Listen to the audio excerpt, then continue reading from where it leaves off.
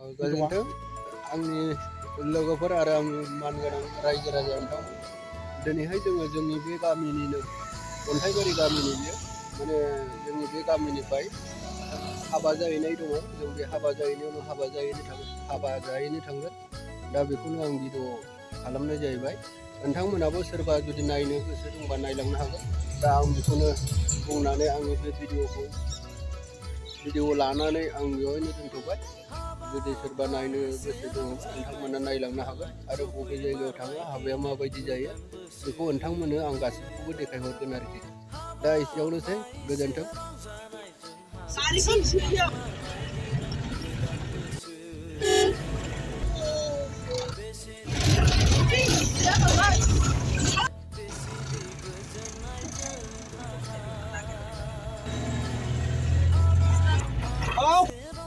Finally जों दा हाबा जायगायाव सफैबाय।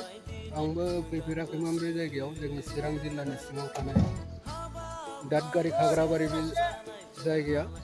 दा फै जों हाबा नायलांदों।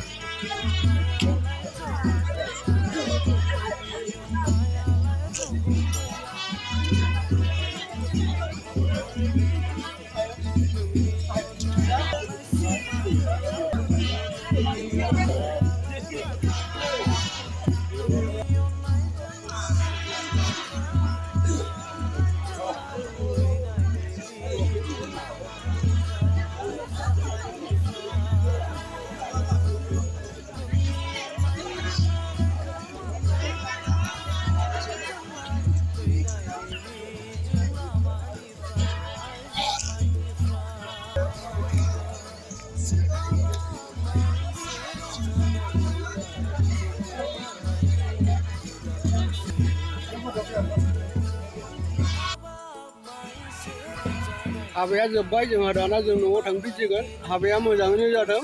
जोंबो दा हाबा जाखां लोंखां न'आव थांफिनसिगोन। दा जोब्बाय नै, जों बयबो फैला जोब्बाय। दा भिडिअआ एसेयावनो जोब्बाय। गोजोन्थों बयनिसिमबो।